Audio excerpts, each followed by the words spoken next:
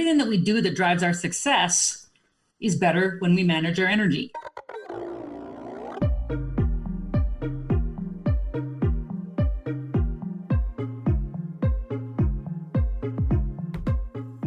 Welcome to the Productivityist podcast. And this week on the program, I'm joined by Michelle Cederberg. She is the author of Energy Now, Small Steps to an Energetic Life. But we're going to talk about her most recent book, The Success Energy Equation, How to Regain Focus, Recharge Your Life, and Really Get Stuff Done.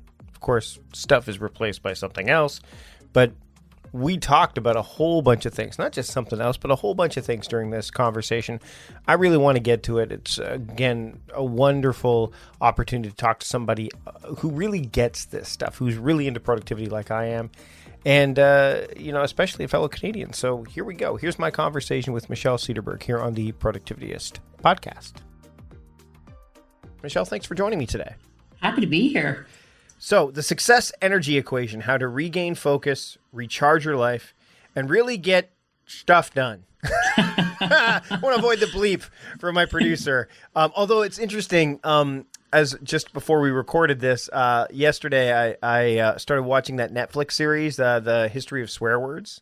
Right. And there's actually a whole episode focused. Episode 2 is focused on the second to last word in your subtitle. And it's really fascinating how they say, this word is just like 2 steps away from crap. Really, that's really all it is at this point. The history of it's really quite phenomenal.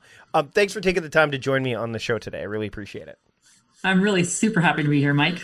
So, before we got started, we started talking about one of the things that I love to dive into when it comes to productivity. And when I saw, the book, I'm like, okay, I want to talk to Michelle about this. But what got you into focusing on the idea of energy as part of the equation? Because I think a lot of people leave that lying on the table and they don't take into account nearly as much as they should. Yeah, a lot of people leave that lying on the table, but my background in health and kinesiology and personal training kind of put it at the foundation of almost everything I do. And so through the years, as I've been sharing my messages of resilience and stress management and life balance, I realized that energy is a key piece that most people want, but they skip over it because they can. One of the things that we talked about, again, leading into things, was I talk about mode-based living and mode-based work, and one of the it spells the word treat, and E stands for energy. And we were chatting about this, and I love the fact that I can look at my to-do list and say, okay, well, which tasks are going to be low energy, which tasks are going to be high energy, and I trust my body clock and all that stuff. But I don't have a regular energy for this, and I wanted to bring this up to you because when it comes to that kind of stuff, I feel that normal energy kind of feels like it's a bit of, in the context of my work, feels like it could be a bit of a cop-out because it doesn't give you definition. It doesn't give you anything definitive to lean towards. It's kind of like small, medium, and large, right? Like medium's kind of like the middle of the road, whereas with productivity, I feel like you either need to say, okay, I don't have a lot of energy, so I'm going to lean towards low, or I do have a lot of energy, I'm going to lean towards high. I want to talk to you about like the understanding energy and how that factors into this success energy equation. Can you touch on that a little bit? Gosh, like how much time do we have? See, the energy piece to me, the success energy equation, just kind of as an overview, it's success equals setting clear and exciting goals, which are a function of the belief you have in yourself and the discipline to do the work, all raised to the power of awesome by the energy within. So, and the energy being physical, mental, emotional, cognitive energy. So everything that we do that drives our success is better when we manage our energy. But most of us kind of just put our heads down and do the work, and we don't stop to think about how the physical body and the brilliant mind in it are going to help us do all of our tasks and to-dos and even creative work better. So yeah, in terms of that normal energy right down there in the middle, that's kind of that energy that drives us all day long. It's just that low whir of the engine that just keeps on going, and we have to nurture that. I want to talk about the motivation matrix because that's one thing that kind of stood out when I was going through the book. I'm big on, obviously you hear me talk about frameworks and such. What can you talk a bit about the motivation matrix? Because you've got these kind of definitions in there, and I really like the idea of having a sense of, okay, what's your motivation type? I talked to Todd Henry about the motivation code on a previous episode, but this is different. Well, and I'm not suggesting that we all have a one motivation type. We might have an area where we spend more time, but in my motivation matrix, I kind of grid your belief in yourself and your task against the discipline you have to do that task. And the four are the dreamer, the driver, the seeker, and the grinder. So the dreamer is high belief in themselves, but low discipline. So they've got all these ideas, but they're not executing. They need you to help them, right? The seeker is low discipline and low belief in themselves. So they not quite clear what they want to do, or they're distracted, or they just haven't gotten clear. The grinder is low belief in themselves and the task, but high discipline. And that's a lot of the frontline workers I would call during the pandemic, they may not love what they're doing, but they do it because they need to, or because they're called to it, or because they need to take care of the family or whatever it might be. And that quadrant that we all aspire to is that high belief in self and task, and then high discipline to do the freaking work, if you will. And that's the driver. But what I talk about in the book is that all of us will fall into each of those categories depending on what's in front of us, right, and depending on the energy we have at a given time. And it's good to get to know what's happening when you're in each of those areas. You can pay attention. Like, what do I need to be doing differently so I can move into driver? Or maybe this isn't the right thing for me to work on because every time I do it, I have no energy. It's not resonant for me. It doesn't excite me. So it's a good little test to see where you're spending your time and energy, if you will. Another framing device you talk about in the book, and you're talking about like thinking and saying, okay, how do I get out of this? How do I, move forward into the right, the right type, depending on the situation. You also talk about this when it comes to shifting beliefs. You've got the 4 R's of shifting beliefs. And again, this is just, a lot of this stuff just resonates with me in terms of just, it helps you get out of your own way. Do you know what I mean? Like, I think, by having some kind of framing device or mechanism, I love that kind of stuff. So can you talk a little bit about, first off, why you would need to use the 4 R's? Like, where does it come in handy? And then touch on those a little bit. Yeah, and I talk about the 4 R's in the chapter around belief. And that's one of my favorite chapters in the book because it really does help you get those goals done. Because it doesn't really matter how big the goal you set for yourself is if you don't believe in your ability to crush that goal. And so with the beliefs, all of us have this ability to get in our way. We question things, we doubt, we compare ourselves to others, we have these messagings from our past replaying in our head, and sometimes it gets in the way of us moving forward with stuff that we know we can do. And so it's just a simple little four-step reminder, and it starts with recognizing when your thoughts become unproductive, because we all know when that little inner critic is getting a bit vocal. It usually happens when we're stepping outside that comfort zone, or when we're getting close to accomplishing a task, or when we're doing something that's new and scary. So recognize when your thoughts become unproductive. Just recognize it. And then remind yourself in that instant of your past wins, your current successes, your enduring capabilities, because every single one of us is capable of amazing things if we just stop and look at what we've accomplished from days gone by to now and what we're capable of in the future. You can remind yourself of the schooling you got through, or the illness you got through, or the divorce you got through, or the business that you built, or, you name it. There's some surviving the pandemic, for gosh sakes, business-wise or health-wise. If you did it before, you can do it again. And we need to do more of that, because our tendency is towards a negativity bias, where if we're feeling kind of low, we will focus on all the things that aren't going well, and all the things we should be doing better, and all the things we ought to be paying more attention to, blah, blah, blah. So then the third one is my favorite R. That's reframe your negative thinking into what is possible. And the beauty of this is we just have to stop and just ask the question in a different way, because if we're feeling stuck in the mire, if we're having a tough day, it's very easy for the inner critic to go, ugh, I can't do this. And as soon as you say those words verbally or in your head, your brain says, all right, then my work here is done. And it stops trying to come up with any solutions for you, because your brain wants you to be successful. So if you feed it the right kind of information, it's going to do that. So the little reframe there is to ask yourself, how might I? Little appreciative inquiry. How might I accomplish this thing? How might I overcome this hurdle? How might I get out of my own way? How might I find the money? How might I? Because as soon as we frame it as a question, the brain goes, well, I don't know the answer yet, but I'm going to go in there and start doing some work. I'll get back to you. And then you start to become more aware of your surroundings and the possibilities of how that question can be answered.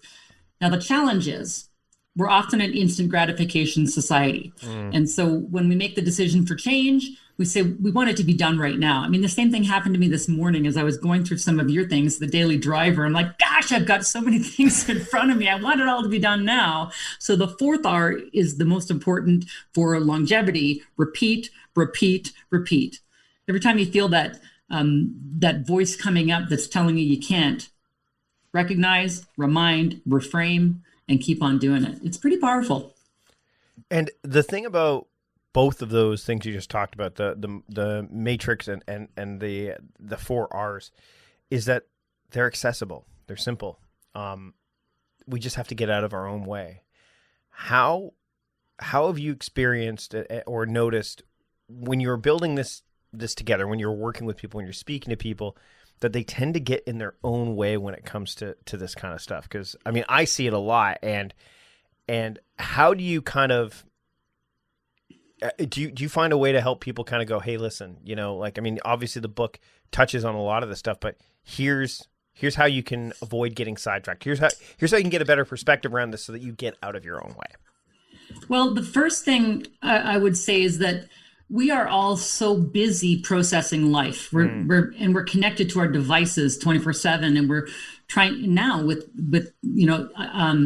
lockdown and everything the pandemic has brought. We're really connected to our tech, so we're not necessarily fully present to life around us. And when we get into that autopilot mode, it can be hard for us to, really get clear about what's important to us, or we can lose sight of that. And so we can feel that energy drain and we start to doubt. And that brings me to the second point is that when we don't manage our energy well, when we don't get enough sleep, when we don't get enough movement, when we aren't eating healthfully, when we're not hydrated, when we're not connecting with people in a positive way or a regular way, when we're not getting enough recovery through the day, our physical, mental, emotional energy goes down. And I don't know about you, but my coping mechanisms tend to go down quite a bit when I'm not taking care of myself. And anything that, might normally have been a surmountable problem looks like a mountain that's, impossible to climb. So we have to take care of ourselves so that we have a better mindset and energy to tackle the tough stuff and tackle the day-to-day. It's funny, as we were discussing this, I told you that my wife and I just had a little bit of a mini getaway. And one of the things that I did pick up again, which I've struggled with so many times, is just an exercise routine. And it's because, again, speaking of reframing, it's something I've had a negative association with. Oh, you're not an athlete. You're not a fit person. Okay, well then, what's the point? But I've kind of been thinking not only more about that, but also the level of energy that I need to do all that I need to do. And and again, as a speaker, and this, when you're virtually doing this stuff, you can't feed off the energy of the crowd. It's just, there's that separation there. It's harder to do. Whereas if you're on a stage, you can at least, and sometimes I remember when I did comedy, there'd be less people in the audience sometimes than there was on stage, but at least there was this connection there. Right. But what's interesting for me is I've said, okay, there's always been something that I've put in my way to keep me from exercising. I just wrote about this, and this is obviously weeks, since I wrote this, but the idea of having a frame for when I want to work out. So getting a good lay of the land when it comes to my day and saying, okay, my son's going to be home at 3. I work until at least 3. My second shift starts after the kids go to bed because I'm a night owl. My son will want to play video games, so I'll link to it in the show notes. The blog post is called 3 p.m. Weather Permitting, and living on Vancouver Island, weather permitting from October to May is like it's probably going to rain. So I have this plan there, but if it's raining, then I have an alternate plan. Like, it's always good to have options because then I can actually make the choice. But unless you put a stake in the ground and then tap into willpower, which I love the fact, by the way, that you talk about in the book that you're into it, because there's so many people that I find that are like, oh, willpower is not a real thing. It's not something that it's kind of something that doesn't really exist. having that mechanism, that plan in place allows me to gear myself up for it, to prepare for it, so that I know that, okay, I'm going to be able to treat myself better, because unless I'm getting exercise, I mean, we're not getting any younger, I'm not going to be able to do all the things I need and want to do. Absolutely. I say that I exercise for my mind and my body reaps the benefits, because, especially with having to keep track of everything in the work that we do as speaker, coach, podcaster, whatever it might be, there's a lot of moving parts. And if you're physically and mentally drained, you're not going to be able to get through the day. And so in the book, I refer to Jim Lohr and Tony Schwartz's work on the powerful engagement of the corporate athletes. We need to reframe why we exercise. And for me, I do love movement, but I also know that if, the bigger part of it is if I need to be, firing on all cylinders for all the things I need to keep track of in my business and my life, I can't do that if I'm running on empty. Right. We can be successful without it, but it comes at a cost. And I think that there's so much research out there on how physical activity improves cognition and mental wellness. I can't see why we wouldn't make it a priority simply for that. Meal planning is important because it prevents us from being a disappointed wreck when dinner time comes around and we have no clue what to make, or even if we have the ingredients to make the meal. It's a time and a money saver, but most importantly, it frees up valuable brain space. Creating a meal plan prepares us for the week to come and gives us peace of mind that we're organized and can feed ourselves and our family. That's why I do it, and that's why Plan to Eat helps me do it. Your subscription includes access to the Plan to Eat website and fully featured mobile apps on iOS and Android. And Plan to Eat gives you the tools to clip and organize recipes from any website, the ones your family loves and that fit your dietary preferences and needs. And you can create a meal plan around your schedule. Then what happens is the Plan to Eat software automatically creates an organized shopping list based on your plan. So sign up for your free trial at plantoeat.com/timecrafting. That's plantoeat.com/timecrafting. The coupon will be automatically applied to your account and can be used when you're ready to subscribe. It's valid for new customers only. Give Plan to Eat a try today. And now let's take a break from my conversation with Michelle to talk about this episode's sponsors. Look, shopping for new clothes can be time consuming, it can be tedious, and it can be expensive. Fortunately, Stitch Fix makes it easy to find the clothes you love. Now, you're ready to get back outside, and maybe your closet says otherwise. Well, now you can get some much needed style updates with the help of Stitch Fix. All right, so I didn't put Stitch Fix through the paces for the purposes of this promotional piece because somebody else really wanted to give that a go. And so Vanessa, who works with me here at Productivityist, she wanted to really see what Stitch Fix had to offer. And so I invited her here to share her experience. So Vanessa, thanks for joining me. Of course. Thanks, Mike. And thanks for letting me try out Stitch Fix. So tell me about the process as you were kind of getting into what Stitch Fix could send your way. Oh my goodness. The process could not be easier, and it was actually fun. I don't really love shopping all the time. So being able to get some awesome clothing items sent directly to me was something I was super into. And when you log on, they have all these quizzes and visuals, and you can talk about your style and colors and textures. They even do things like accessories and shoes and hats and jewelry. And so it was really fun to answer these questions and think about what is my style, and hey, what do I actually need for my wardrobe as perhaps we move out into doing a little bit more in the world these days. So when you got your shipment, is it like, that's it? That's your shipment? That's what you like, how does that experience? Because I've not used it because I'm, where I am, I can't use it, but where you are, you can't. So was it like, you ordered it, it arrived, and then that's it? You know what? I ordered it and it ended up coming in. It was shipped out really quickly. I got notified that it was here. They have great service and communication back and forth.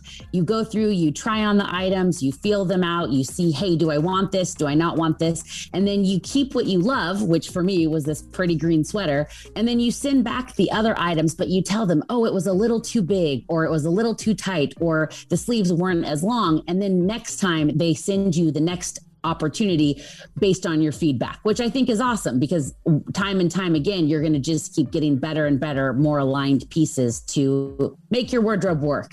So not only are you getting used to Stitch Fix and you're getting to know them, but they're getting to know you through this process as well. Definitely. It's very personalized and catered. And it was so interesting just looking at the questions and all the things they asked, and a variety of things go into every item. And no wonder they can really hone in on finding you the best pieces for what you're trying to build in your wardrobe. Well, one thing's really cool is that you don't have to have a subscription either. You can try Stitch Fix once, or you could set up automatic deliveries, and then you just pay a $20 styling fee for each box, right? But that gets credited towards the pieces you keep, and then there's no hidden fees. So everything's kind of done up front. They make it easy on all fronts from the sounds of it. Oh, they totally make it easy, and they're transparent. You can have a box come every couple of weeks, or every other month, or even every couple of months. I think in the beginning, I would like a lot of boxes the next few weeks just to get it figured out and figure out some of the best pieces I want to use. And then I could see how that's a great thing to look forward to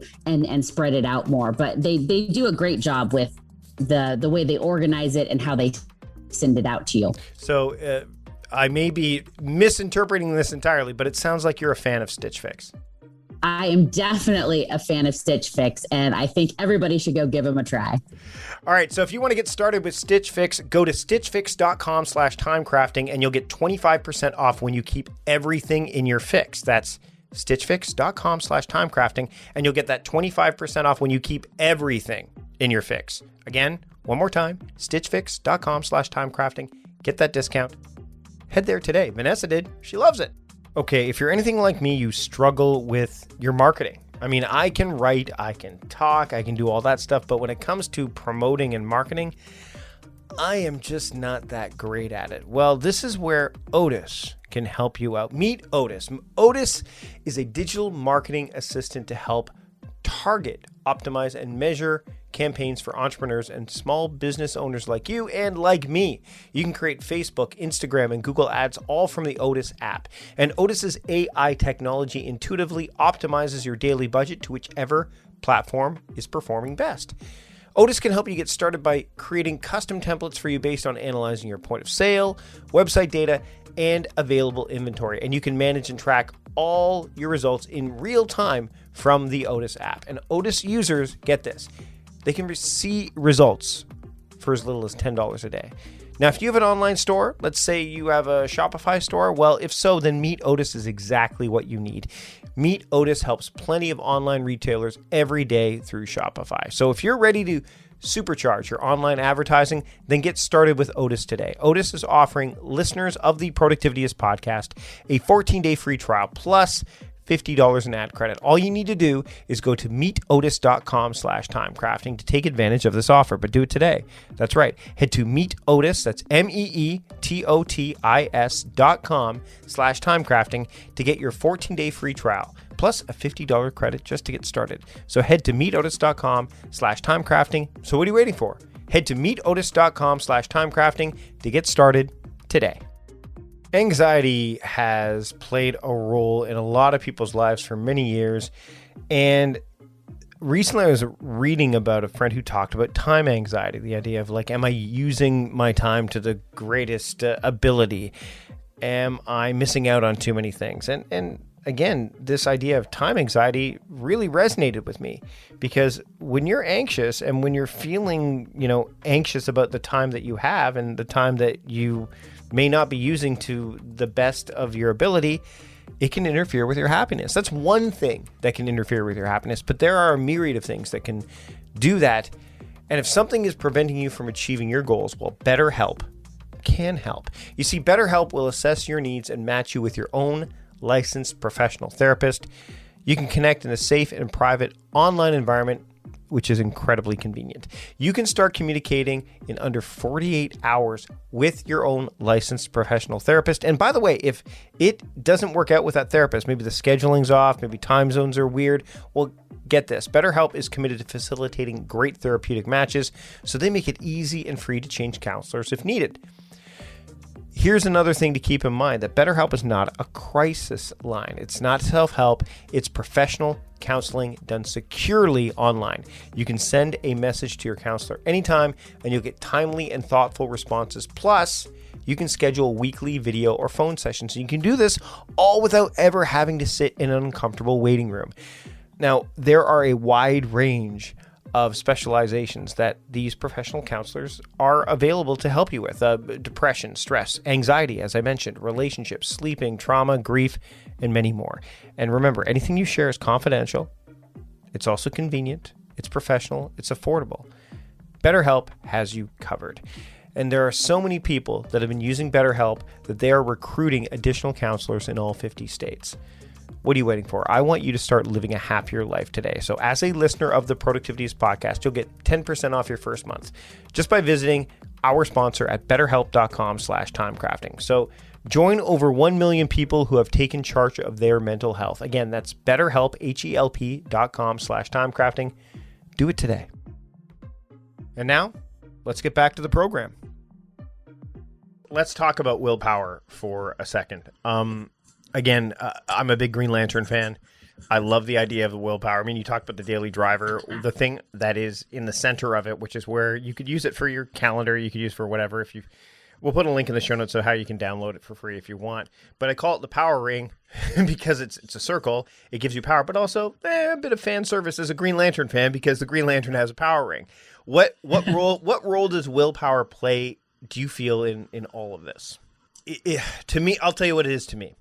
It's the thing that allows me to know that I can do it. It's just like, okay, if even at the end of the day, if I'm like, you know what, I don't feel like I can get it done, but and again, it's about managing it too. Just like energy, right? It's about managing, like, okay, well, I'm going to do my lighter lifting stuff earlier in the day because I'm more of a night owl. So by the time the evening hits or the later part of the day hits, I have enough willpower to do the bigger stuff. So I think it's a mechanism or a tool for me that gives me strengthens the resolve and the belief that I can actually do the things I need to do to be successful. Yeah, and I think I was thinking about it in a slightly different way, because for me, yes, I mean, willpower is about doing the freaking work, right? You know, we talked about before the show, we talked about Stephen Pressfield's book, Do the Work, and I'm a big fan. You know, I often say that I put things on my to-do list. I cross them off. I do them just so I can be done with them. You know, so I can say, yes, let's get it done. Because you're not always going to want to feel like doing the work. Most of the time, you don't. Right. You had the need to, ought to, and want to. You know, it's the ought tos that I work hard on with. Like, I just want to get that stuff off my list and dig in, right, and just get it done because it's the hard stuff. Right. You know, it's funny, on the video that I have for this, where I talk about the productivity ROI, which I think only people who have the daily driver get access to, someone commented, and it was a valid comment. They said, why would you write down the ought to stuff? I don't understand why that would go there. I haven't responded as of this recording yet, but I know what I'm going to say. It's like, well, we don't always, we haven't made a decision necessarily, a concrete decision on whether it falls into the need or the want. Often, an ought to should be a want, right? Initially, like, it's something that if it was a need to do, I think I would probably be jumping on it a lot faster, because want to do seem to some degree being a bit more. They sometimes take a little bit longer. Sometimes there's a lot more to unpack, but also they sometimes seem a little bit selfish and, like you said, harder. So the need to do's, you could fill those up pretty quickly and go, oh, I need to send this email, I need to do this podcast artwork, I need to do this.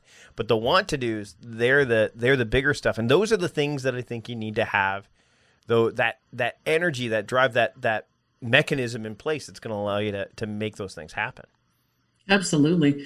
Yeah, digging in and doing the work, even if you don't want to, because you know the results it'll bring. Let's, as we get close to wrapping up, I just want to touch a little bit on the idea of hydration, because I struggle with this too. Now, I did just spend, before recording this, literally 2.5 days at a spa. So hydration was not an issue. In fact, we did some, hydropathy or whatever. We went through the whole, it was quite amazing. But what if someone is struggling with, there's apps that do this, like Water Reminder and stuff like that. But it's those simple things that, you know, you don't necessarily, you're drinking a cup of coffee instead of having a glass of water. Like, what tactics do you help people, like, can you share with people that are saying, hey, look, I know I need to hydrate. I'm not doing it. What's the reason that, like, what's going to kick me into high gear so that I do it? Well, first of all, I'm glad you're mentioning such a simple tactic, because when it comes to energy, if you're not drinking enough water, that is a no-brainer game changer right there. And the first thing is to decide how much is enough. And there's nowhere in the research that says, 8 cups of water a day is the right amount, but it's a good amount. It's a safe amount. It's a good start. You need more if you're more active. You need more if you're a bigger person. But most of us don't get that, surprisingly enough. Yes, we are caffeinating and drinking sugary beverages. We're going to get some hydration from that. But I'm always a big fan of good old H2O, free of the caffeine and sugar. So I start my day even before I, after I brush my teeth, I have one glass of water right there in the bathroom, get it in me, chug it down, away we go.